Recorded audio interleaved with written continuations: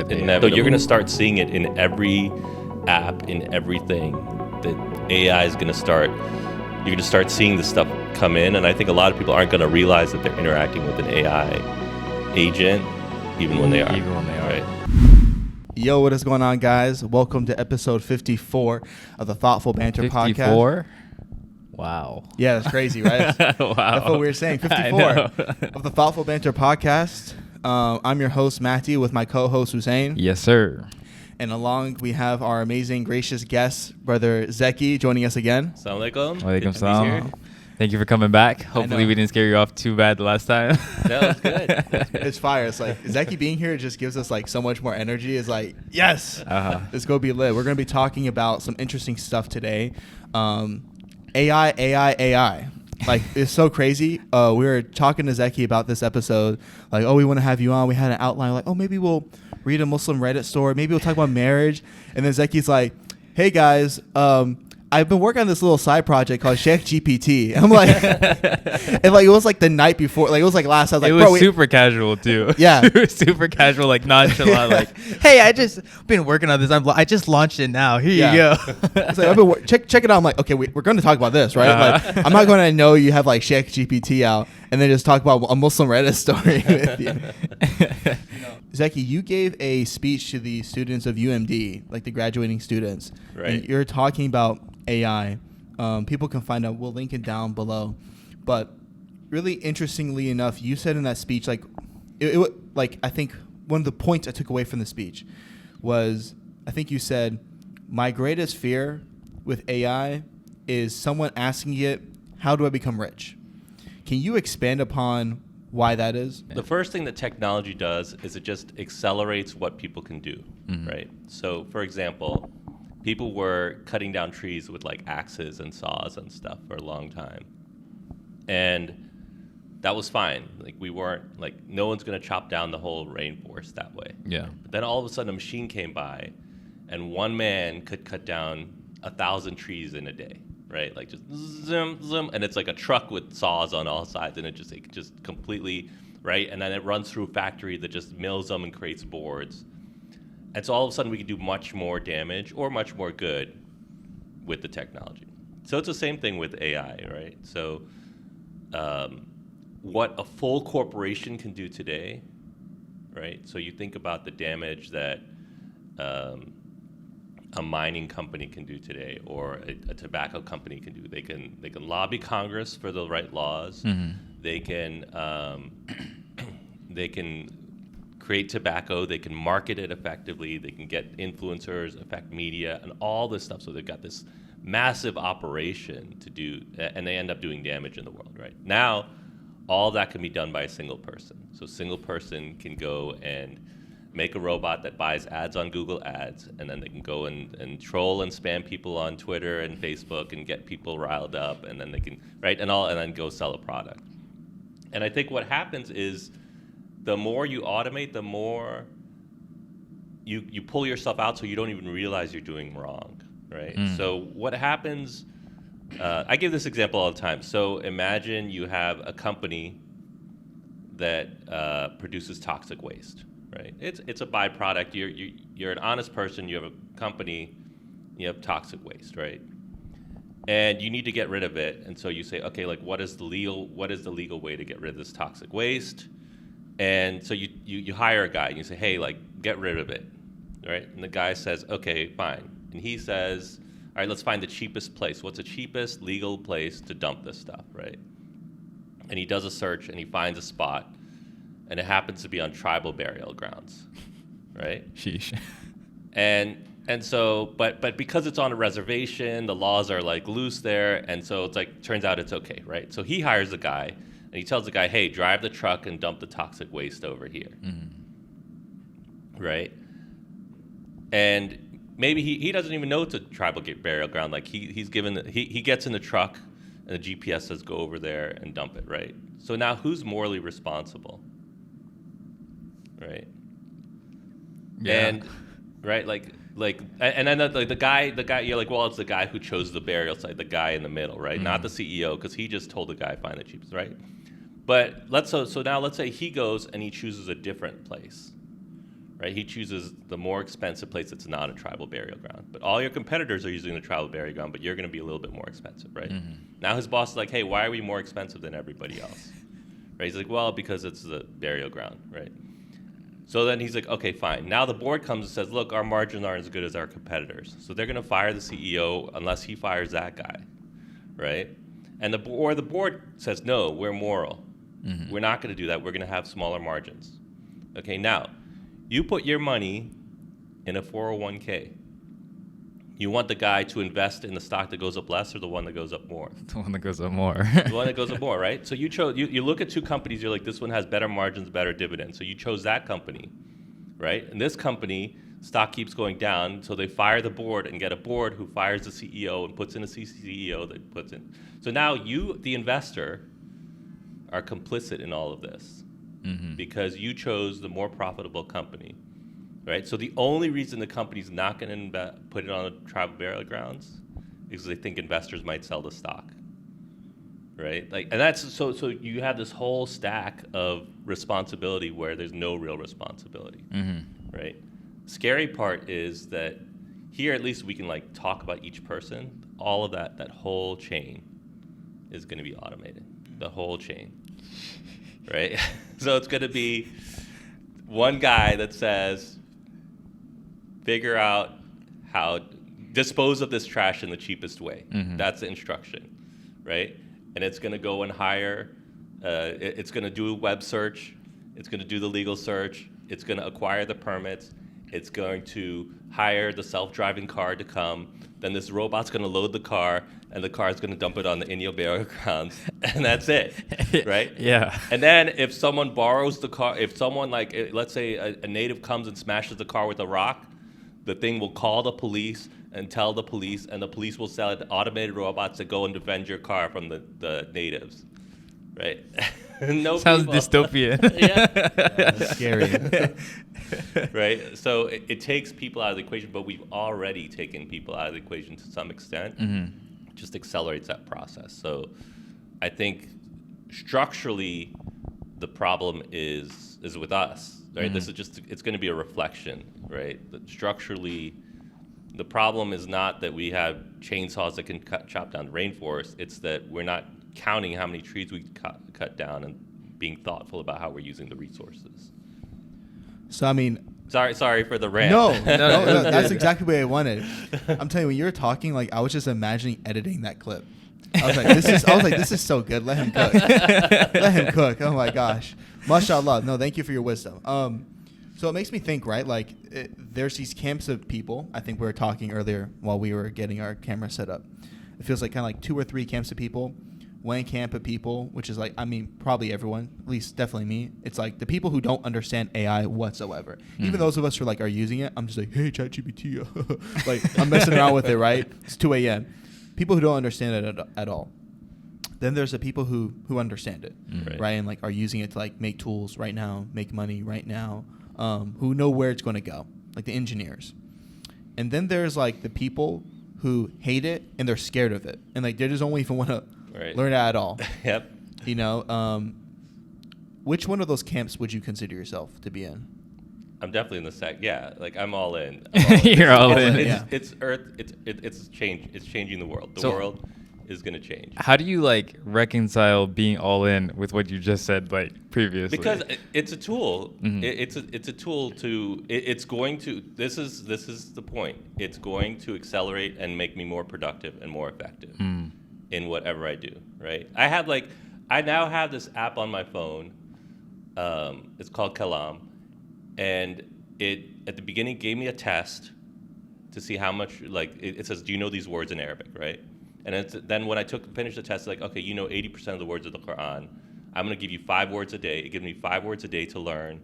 Based on how fast I say, like, then it's like, do you know this word, yes or no? And then I flip the card, right? Based on how fast I do it, it gives it to me, like, 3 days later until I learn it. And, like, I'm on track to learn all the words in the Quran, like, the whole Quranic vocabulary. This is all AI powered. It's amazing. Yeah. Like, right? This, like, it's unbelievable. Tartil's another one where I read the Quran and it like buzzes me if I make a mistake. It's like amazing. What? Like it's listening to you. Yeah, it listens to me, and then if you make a recitation mistake, it's like and it codes it red or green if you make a haircut mistake. Sunday school teacher with the stick. Just So all this stuff's making me more effective, but you have to get yourself in order, because you could get yourself to Hellfire faster, or you can get yourself to Jannah Inshallah faster. Okay, I guess like second follow-up question is like someone who started who's founded startups. Yeah. A lot of times, you have these board structures and you have these investors who have say in your product and your stock specific. Like, they have say in your product as far as like your stock is performing. Right. Like if your stock is tanking and they're like, hey, what's going on? You have to answer. Right. You have to be accountable to them. Right.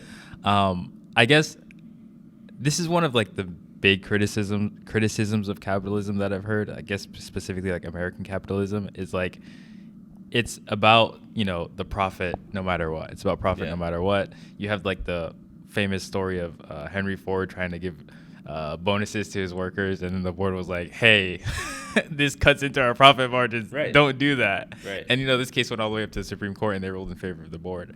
I guess, how should someone go about building people and investors and, not just founders, but investors and a board around them that actually takes other things like, hey, maybe we shouldn't dump our stuff on an Indian burial site into account? That's a really tough question. A corporation in America, its purpose primarily is to make money. Mm-hmm. When you take on investment, they're giving you money and they're expecting you to increase their money. Yeah. Right? So if you don't want to be about that, you could make a nonprofit and say we're not here for profit. We're here to make good in the world. There's also now this concept of a B Corp, a benefit corp. So Maryland has a concept of a B Corp. Mm. So, and several states do, but Maryland's one of the first states that has this. So when you make a B Corp, in your charter, you say, in addition to profit, this is our mission. So any investor that comes on already knows. And so then they can't sue you to go against your mission because you put that and you're clear. But I think that's fair enough, right? So that when you're investing in that company, they're not all in about profit. They're also about making some change in the world or upholding certain principles. So I think it's about being upfront with your investors from the very beginning. But I'll tell you, like, if you're going for VC money and you tell them upfront, like, hey, like, the primary thing is not really about making money. It's they're gonna laugh at you. About spreading the deen in the world. Like, that's not right. Then you're going after like Saudi money. I don't even know if you're gonna get that. So just think of yourself, right? Like if you're someone who invests in stocks or you buy crypto, right? Like, would you put your money in a crypto that says, by the way, every 6 months we're going to deflate our currency and give it to charity? Would you put your money there? Like, your value is going to drop or not go up as much as it could. You're like, no, like I'll do my own charity, make me rich. Yeah, I'll do the charity. Right. So I think that's how people look at it here. We're talking about ethics and AI, and you're pro using it, right? Because it's a tool, and I think we all are, right? Like I'm using ChatGPT every day, literally for like almost everything. Like I'm using it for like, I take a lot of notes because my brain's a mess, and like whenever I take my notes on it, it usually helps me think. But then I have like all of my thoughts. It'll be like 2 pages. So I've been asking like AI, like, dude, help me with my thoughts. Like I'm literally putting my journal into ChatGPT. It's like, oh, you should do X, Y, and Z this weekend, like that kind of thing. So I guess how or what are ways we can be ethical or making sure we're being ethical in the way we're using it? I mean, you've already mentioned like 2 apps that are helping you learn Quran. I'm assuming like in the way that we're like giving it instructions, we have to tell it Islam. Like, hey, as a Muslim, Islamic law, like I want to make money, right? Interest is haram. This is haram. I want to bring value to society. With all these rules, make me rich. I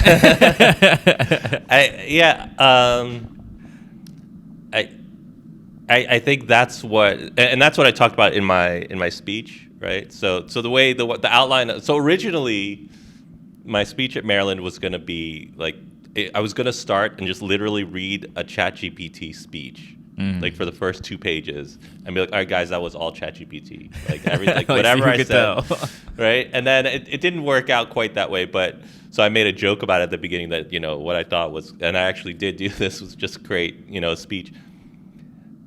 So what the computer can do, what it's doing is taking all of everything it could find on the web, and basically spitting that back out at you, right? So it's reflecting what all of humanity together kind of, quote unquote, agree on.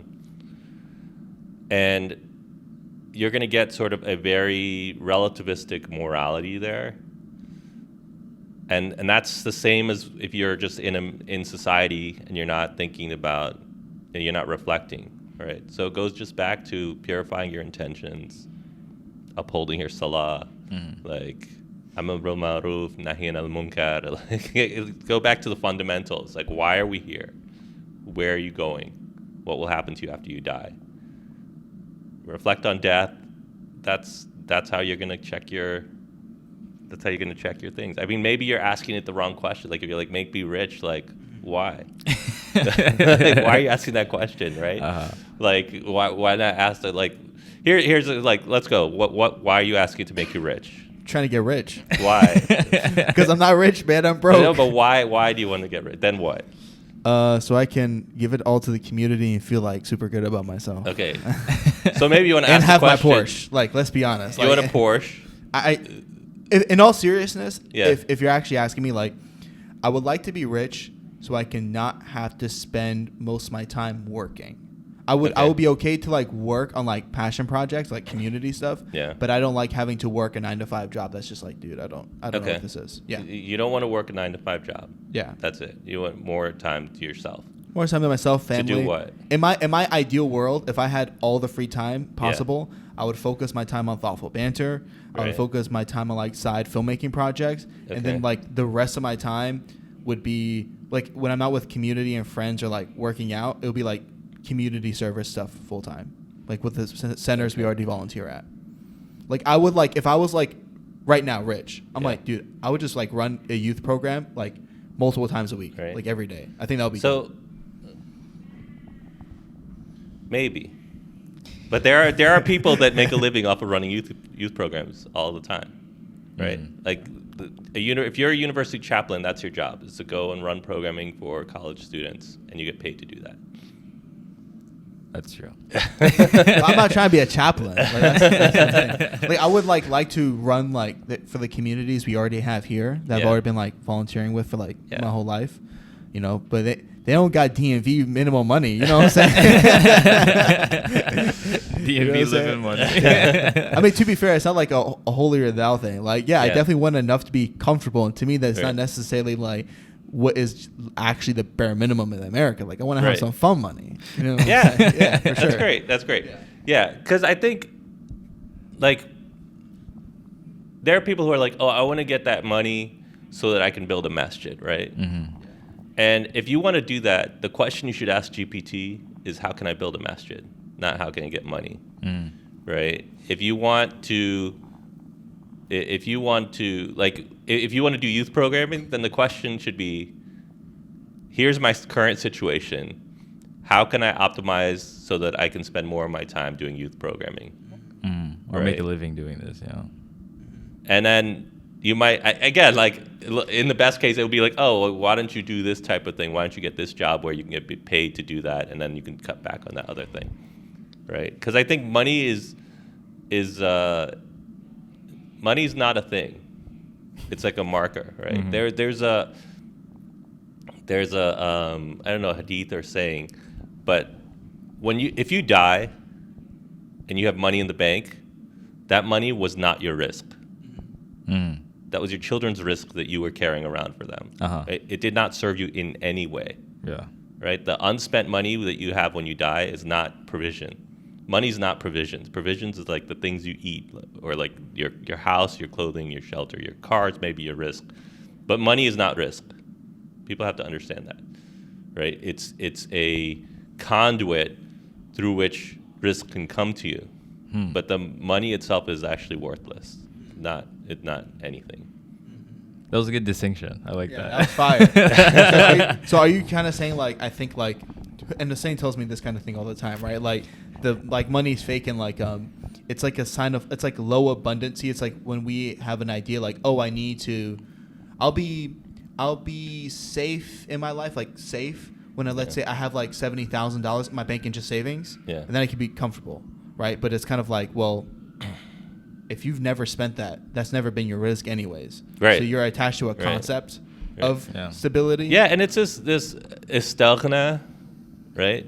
You guys know what istaghna is? You know, ghani. Allah is al-ghani, means the self-sufficient. And istaghna is seeking that wealth, seeking to be self-sufficient, not to have wealth, seeking to be self-sufficient. Meaning, I want to have so much money that I don't want to depend on anyone else. Yeah. This is like a crime. It's pretty much that one. It's also impossible. It's impossible. Allah set up the system so that we depend on each other. We all need something from each other. That's like exactly what I want. My brain is completely corrupt. No, that's like literally what I want. I'm look, I'm look, I sold a business, right? Allah has given me certain blessings, right? And yet I'm calling you. I'm like, Brother Mehdi, I need you. The youth needs you. We need you for the community, right? Because we need one another. We need one another. And even if I have unlimited wealth, I need someone to go and harvest the crops. I need someone to stock the grocery store. I need someone to go and man the checkout so that I can go and transact with that person, right? And it's a very it's prevalent here. It's a very self-centered worldview to say I'm self-made. Yeah. Like I came here as an immigrant and I made myself. Like this is like nonsense. This is mutakabber. This is like istaghna. It's like the worst attributes in the Quran are all coming through in my attitude when I think that way, right? So I got to be like, I'm nothing. Like this is, I happened to walk by and there was a rain cloud above me and I got a bunch of water. Like Allah blessed me. Like that's a mentality we should have. Yeah. I got some work to get done on myself. I guess my question is like, so are you saying the solution to like this kind of, or one of the solutions like this faulty thought process that I and others have is like, hey, like instead of saying like, oh, I want wealth, like you ask me, okay, what would you do with your time? Like hypothetically, you're wealthy. Okay, what are you gonna do? And I'm like, oh, I'll do X, Y, Z. So you're saying like, okay, just focus on the X, Y, Z, like on the end goal. Like the wealth isn't the end goal. Is that what? Yeah. Okay. Yeah. Okay. You'll start risk is a crazy. Hussein, you'll notice that your daughter's risk will now start coming through you. And you're like, I guarantee you in the next year, you're going to see an increase in your household income somehow or another.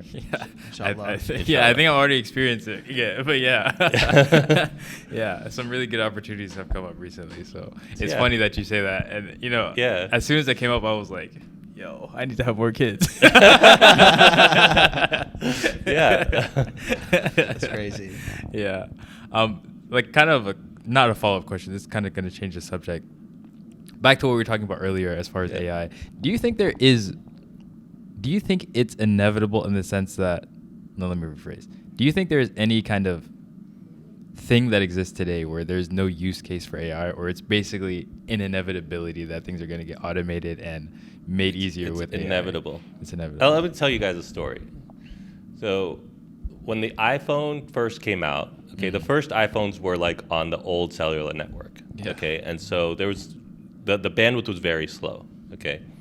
Then Apple announces the iPhone 3 is going to be on 3G network, or maybe it was not even. Anyways, it was going to be the first iPhone where it was fast enough. You could stream video, you could broadcast video, and also like stream YouTube videos on the cellular network. Right, it's a huge deal. So we go to the Apple store. We used to wait in line, right? Because they would sell out day of. This was before you could order online. So you would literally wait an hour. Like you would go and show up. They'd say like, we'll start selling them at 7 o'clock. You'd show up at like 4 o'clock and just wait in line, right? So there's a huge line across around the block in Bethesda. And people came by and they're like, I don't understand. Like, why are you waiting in line for a phone? Like, what do you like? And then they went away, and I was like, what they don't understand is that we're not buying phones. We're buying it's a different device, right? Like they're thinking of it as a phone. I'm thinking of it as a computer that has a phone app. Yeah, it's like a new technology completely. Like the phone app is just an app that you barely use. Yeah. Right? It's like the least used app on the device. iPhone. Yeah. So it was a mind shift that hadn't occurred for most people at that time, and I think the same thing's happening now. And do you guys use the Arc browser or not? No. As a new browser. So it's starting to get incorporated. So on the Arc browser, if you hover over a link, it will summarize that the content of that link before you even click through, right? So right. Google now, on my Google, I don't know if I turned something on or opted in, but when I search, it gives me the search results, and then it'll start populating above. There's like the AI. Yeah, an AI response that's trying to answer my question. Right? And so you're going to start seeing it in every app, in everything that AI is going to start. You're going to start seeing this stuff come in. And I think a lot of people aren't going to realize that they're interacting with an AI agent, even when they are. Even when they are. Right? Yeah, I mean, Those phone things are going to get way better. That's a good, like, it's good and bad. The phone, like press 1 to do this, press 2. It's going to be conversational. Yeah. that's going to actually make our lives a lot better. I was listening to this, like, it was like this sales agent AI. And I don't know how to actually work because I never signed up for the product. But at least like the demo clip that they had, it was like this AI that was having this full-on conversation with this like buyer who was reluctant at first, and then he eventually got him to like sell. Of course, it could have been scripted or whatever, but just the way that the AI was responding to the objections that the person was raising was really interesting. And I was like, bro. And it sounded like this British dude. He was just, yeah, I understand that, but I completely understand. I hate when people call me out of the blue too. He's like, I hate when people call me out of the blue too. I was just like, what? The perfect tonality. I've seen the clip. Yeah. My question is like,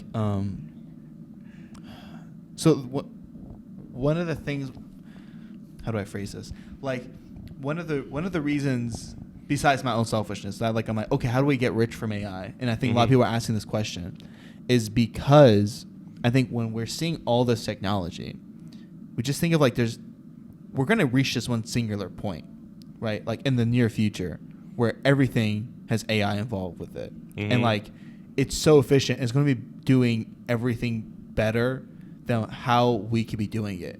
And it feels like what's going to happen is like a lot of the jobs are going to be taken, and like, yeah, people need to be managing the AI. So there's going to be like a guy who's like, prompters, like guys are just making prompts for the AI and like checking the work of it, because that obviously needs to happen, right? Like for biases and like mistakes. But ultimately, it's like all these jobs are just going to seem to be gone. Right. And it's like, where is our...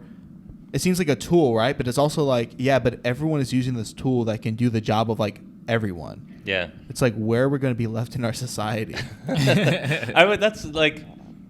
I don't worry about that, because that was what they were saying in the early 1900s. I was gonna say every kind of like like the Industrial Revolution. They're like, there's gonna be no jobs. Like people are just gonna be sitting around, and it is like what happened was all of a sudden the weekends became 2 days long. We didn't have that. People used to work 7 days a week. Like every day you would go out and hunt. Every single day you went out and hunted. Right? Yeah. Like people, and they worked like all day. Like you literally wake up at the crack of dawn. You'd go out and hunt. You'd come back. Like the women would go collect berries. They'd be like it was just survival. That was it. There are stories of like when the factories first started getting like industrialized during the Industrial Revolution, the workers would literally go in and wreck and destroy equipment because they were like, it's going to put us out of a job. But then, obviously we can look back now and be like, oh, we're okay. And we're actually way better off for that. Yeah. So, I mean, you already see it now where some countries are trying to experiment with like a 4-day work week. Yeah. Right. Or, there's like people working 30-hour weeks instead of 40-hour weeks. Yeah. Right. So it's gonna come to a place, and then maybe it'll have to be like a universal basic income. I was gonna thing. say there's probably gonna be some like government. There's gonna have to be. Imagine you start with $5,000 universal basic income, right? Then a company can come along and say, okay, for $5,000, we can take care of all of your expenses. This is we've created this community. There's food, clothing, shelter, everything you need. We'll take your basic income and you can live here for free and just do whatever you want. But that's what scares me. like I mean, I guess it's inevitable, right? But like, I don't know if you guys remember, like, I think a year or 2 years ago, we were hearing stories about like big companies like buying neighborhoods. You know, like, I have so it feels like indentured servitude we brought back. Like, oh, you work at Amazon? That's great. You get a home at the Amazon family neighborhood, and it's great and all. We need people to manage the servers. Oh, you've been sick for a day extra? No water. No water in your home. It could turn dystopian very quickly. You're right. But it's also like, I mean, I understand people will be like, there'll need to be jobs, but like I understand like, oh, this has happened before, but like my brain isn't able to comprehend. No, like what jobs are people doing? Like, what is it gonna look like? Like what's the majority? Like, realistically, what skills do the majority of the workforce even have? Yeah, but think about right now, right? Like, you're like, what right now? Like, explain your job to me. Yeah. As if I'm in the 1900. I'm like in the year 1900. In the year. Yeah, I'm living in the year 1900. I just got here. I'm like, okay, so what do you do? Like, I don't know how to say. I receive letters via some like magical. Yeah. Okay, you receive. I understand electronic letters. You get electronic letters. I receive requests to help people with their mechanical issues, and I solve them. And what do those people do? Those people write on fake paper. And what do they write? To do. Instructions.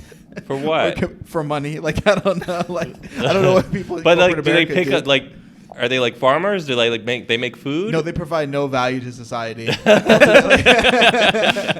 don't understand. Like, who's paying them? Why are they getting money? I don't know either. Like, I don't know. Right. So think about like the whole content creator, right? Like, this could not exist unless you had abundance. Yeah. Like, the fact is, we don't need those people picking strawberries. Mm-hmm. Yeah. Right. Yeah. We don't need because of all the automation. We don't need them shelling. You know, like, you go to the store and you buy like a bag of almonds. Yeah. Right. Or like, there used to be something. people that you'd hire to like take the almonds out of the shells. Yeah. Right. So actually, this is really sad. So in Afghanistan, literally, the situation was so bad that widows would go get a bag of almonds, shell the almonds all day long with their kids, give the almonds back to the person who grew the almonds, and their pay was the shells that they would then burn for heat. Wow. God. And so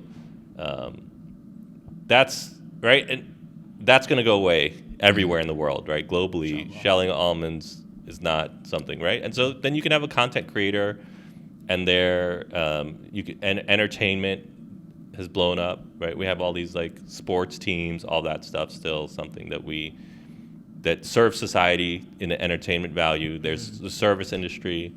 I don't care how good the robot is. Sometimes a massage is just a massage. Like, you want the human touch. Yeah. Or like physical like, I'm all about physical therapy. Yeah.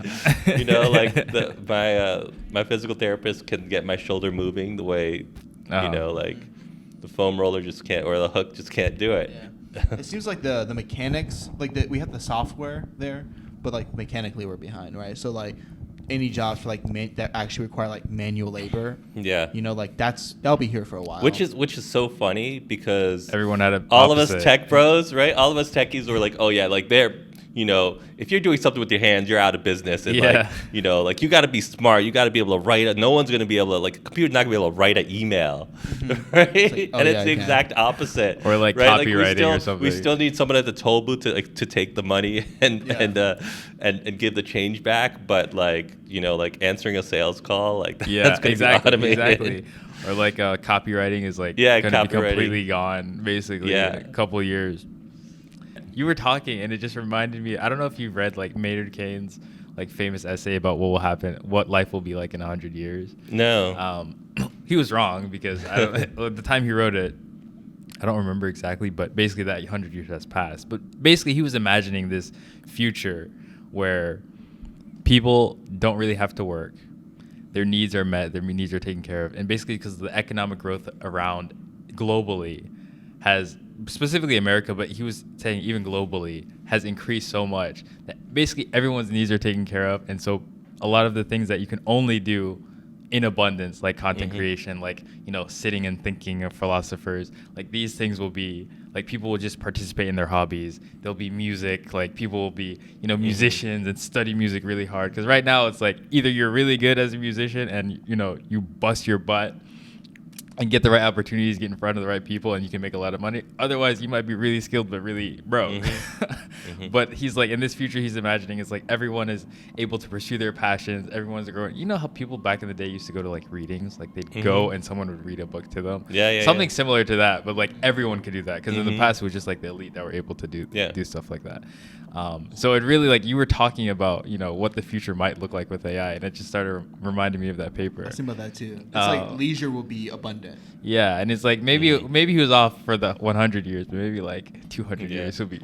I mean, that made me think that it is what happens is what the elite had, 20, 30, 100 years ago. Now everybody has, right? Yeah. And it's always going to be like that.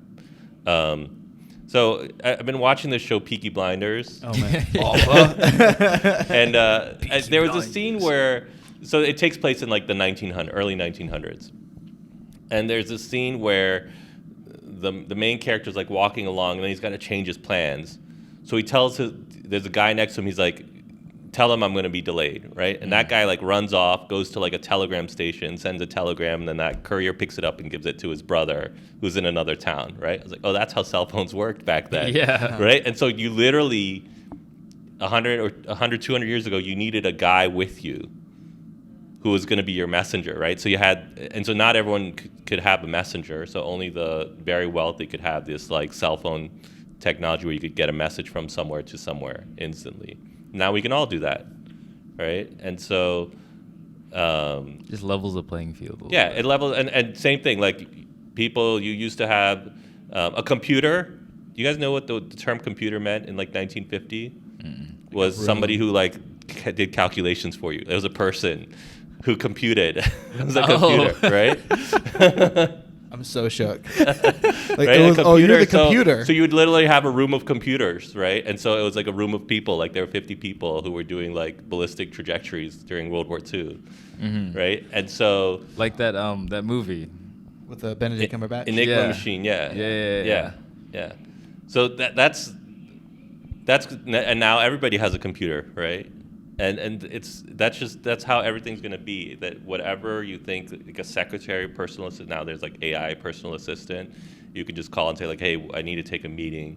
What time am I available? And it'll give you times, right? Or coordinate with this person. And it's getting really close already, right? So this idea of an EA, anyone can have an EA now. If you had to AI optimize thoughtful banter, what would you suggest? What would I suggest? So I would go to ChatGPT, and I would say, I would just put in thoughtful banter is a show for for this type of audience. We try to keep it lighthearted, but we want to discuss serious topics. The show is going to be every 2 weeks. Outline, what a 50-minute episode might look like. Give us ideas throughout the course of the year, and add in topical topics for different calendar things, and just start the conversation out, something like that. Yeah. And then see what it does, and then say, okay, like for this next episode, like give us an outline, and just sometimes it just gets you going. Yeah. Like when I'm doing youth programming, it's like, all right, we have a group, do icebreak. What are some icebreakers for this teen group? And then they're more familiar. They already know each other's names. What's another icebreaker? And you just have the conversation with it. Yeah, it's even like if the ideas are bad, you're like, oh, that's bad, but it gives you a better one. Yeah, because you see it's bad. Yeah, I mean, it's easier to edit a document than to start from scratch. Yeah, that's what I've found is just so good. That's true.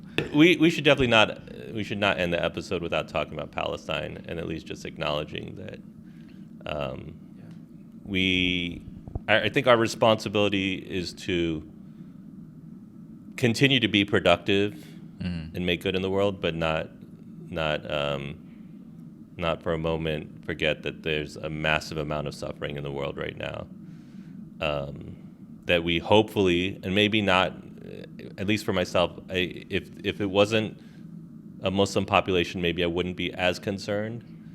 But inshallah, Allah gives us that ability to be concerned anytime an injustice of this scale happens, because there's crimes against humanity happening. Being committed, yeah, agreed. And I saw one of these shuyukh say that the people of Palestine, someone asked a sheikh, can I have a wedding during this time? Like, we're grieving as a community, can I have a wedding, right? And he said, look, the people of Palestine, I talked to someone in Gaza, and they said, look, we want you to be happy. Allah blessed you with peace and security. Take advantage of it. Just don't forget about us while you're doing that. Yeah. My mother took a group of like little kids to a field trip to a Palestinian bakery in Gaithersburg or Rockville. And they went in, they had the kids like roll out dough, and they made like these, those like za'atar, like manusha. Yeah. So they made those at the bakery. You guys have to go to Z&Z. You haven't been there? Yeah. That's where it was. Oh, okay. And they did all this stuff, and then they gave them a whole bunch of food, and they were like, you guys could just take it, like take it for free. We appreciate you guys even shedding light on this. Yeah. And so like the amount of gratitude that they have, even for, of course they paid though, like right, yeah. like we're like, no, we're not listening to you for that. Yeah. But the amount of gratitude that these people have for just people even talking about what's happening is insane. Like is insane, and because that just shows you how bad it is. Yeah. It's heart-wrenching. Like they literally, because they've been invisible. Right. It's really weird. And the conversation is shifting. Alhamdulillah. I was thinking this on the way here. I was literally thinking about like having this conversation, and I just want to say, like, despite how horrific, like, I mean, I think none of us are as tough as these Palestinians, because like they're having their children die in their hands, and I'm seeing a father smiling, looking and say, Alhamdulillah, and I'm crying, I'm bawling out, I'm like, bro, I gotta delete my Instagram account. I'm crying, bro, I'm traumatized. But I'll tell you what, I'm filled with so much joy simply because of seeing the narrative. Like, Israel has lost the narrative, like, clearly. And I'm just happy because, like, as Muslims, like, all of us, like, I think all of us growing up, the Palestine issues have been brought up in our homes and our communities, but it's never been a big deal in Western media. Right. And it is just so invigorating to see, like, the world is talking about it, and it just makes me like, oh my God, at least finally. I was talking to Mahdi, and I was like, I don't think I've seen this kind of a response to what's been going on there ever. Like, since I've been alive. Maybe there was something before my time that I don't know about, but since I've been alive, I don't think I've ever seen this. Just, like, it's horrific, the amount of bombing of innocent civilians that they're doing. And then he said the point that Elon Musk made, which was like, how many more people are you radicalizing every time you do something? You destroy a livelihood. You destroy multiple people's livelihoods. Right. And especially when conditions are so bad already. It's more than livelihood. It's reason to live. Yeah. Will to live. Will to live, right? Yeah. So you destroy their world. If you destroy their whole world, right? It's one thing to destroy someone's house. It's one thing to destroy someone's family, right? Let's say you're the sole survivor in your neighborhood. Yeah. Like, what does that person have left? How do they make meaning out of their life, right? And what kind of mental illness, even if you want to go there, what kind of mental illness might that cause in someone? Yeah. It was just interesting to me specifically because I was like, I think of this guy as like the average person you find on the street, as far as like his politics, his, all that kind of stuff. And I just thought it was interesting. And I think that, I don't know because I haven't done any field data on this, but my sense is that he represents kind of the average person's thought about what's going on, who doesn't really have a super informed opinion on one side or the other. Right. So I just thought it was super interesting, and it just kind of made even more real to me how much the narrative is shifting. Yeah. Which is, great. I think it's the whole situation is heartbreaking and predictable, on all sides, right? So I remember I was talking to someone right when this, on October 8th, I think. Mm-hmm.